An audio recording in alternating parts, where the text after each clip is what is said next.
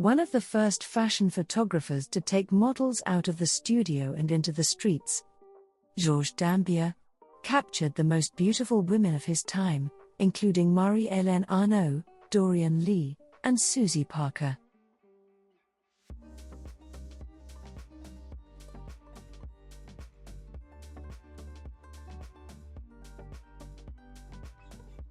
Rejecting the standard technique of capturing emotionless models, French photographer Georges Dambier captured his models in the 50s looking ambivalent towards their clothing and the camera, instead laughing, enjoying exotic locations like Marrakesh, Corsica, Sicily, Cannes, Palma de Mallorca, and riding in cars and boats. Dambier was born in Paris in April 1925. In early 1942, with World War II raging, Dambier, at age 17, began assisting the famous artist and poster designer Colin. Colin was responsible for introducing his budding young apprentice to the world of fashion, interiors, antiques and, most of all, to beautiful Parisian women. At the end of the war, Dambier got his first job with a magazine, Press, where he met and assisted the up-and-coming photographer Willy Rizzo. He quickly moved on from assisting and became a photographic reporter working on a range of stories for Le Tout Paris. It was his natural skill with graphics and penchant for stylish women, which led him to concentrate on fashion photography. Within a few years he was regularly photographing the beauties of the day, Dorian Leigh, Suzy Parker, and Bardot. It was not long before Helene Lazareff, the famous editor of Elle, took notice of his work and offered him a position at Elle. This was a fantastic opportunity for Dambier which he happily took advantage of. It was while working with Elle that he became one of the first French photographers to take models out of the studio for their shoots. It is here, on the streets of Paris, that Dambier took some of his most memorable and engaging photographs. In May 1954, his friend Robert Capa suggested to Georges that they start up a fashion department at the photo agency Magnum. Unfortunately, this never happened. Several days later, Capa died unexpectedly while working in Vietnam.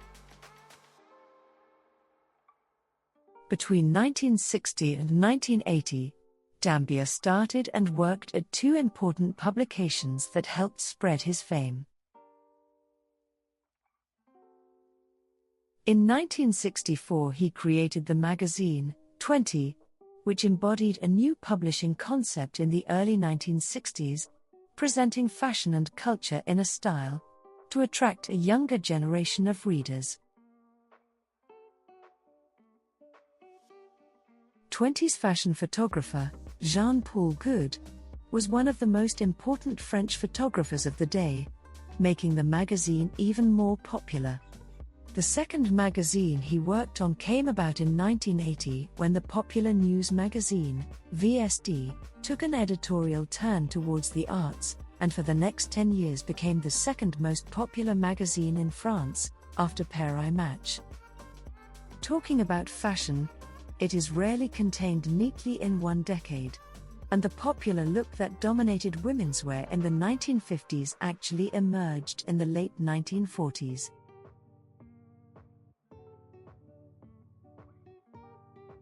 When Christian Dior's New Look appeared in February 1947, it became an instant success and the nipped-in waist and full-skirted silhouette remained the leading style until the mid-1950s.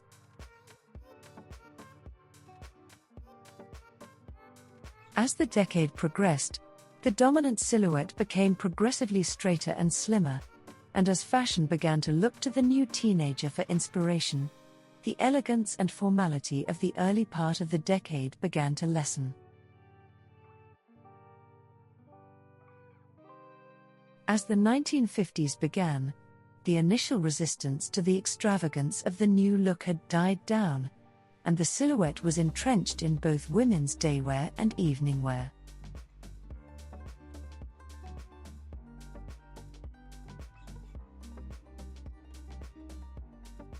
Dior himself continued to produce designs that followed the feminine line, even while incorporating new elements.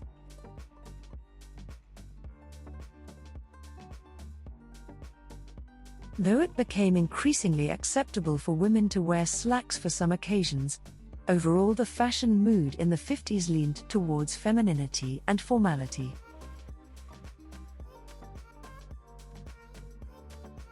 This was especially true in evening wear as the cocktail dress was introduced to the public. Worn to the new cocktail party, these dresses lay in between daywear and evening gowns, falling at the length of a day dress but embellished like evening wear. For formal evening wear, even as sheaths and form-fitting dresses became popular, the full-skirted dress remained the mode throughout the decade, like the highly embellished evening gown by Dior.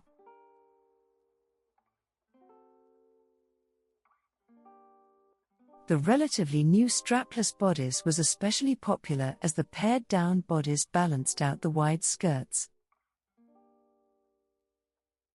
No matter what time of day, throughout the decade, it was exceedingly important that a woman be impeccably turned out. This meant perfectly groomed hair, spotless makeup, and sets of matching accessories. This was encouraged through the glamorous fashion photography of the day.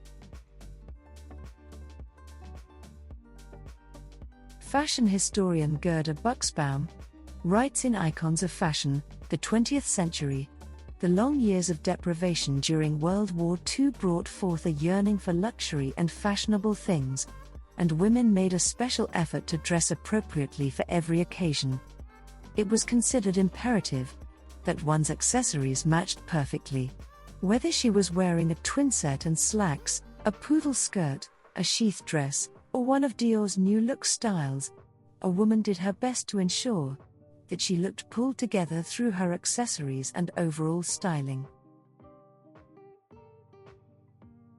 And the women were great. And the great photographers got to tell you, and me, how beautiful it was.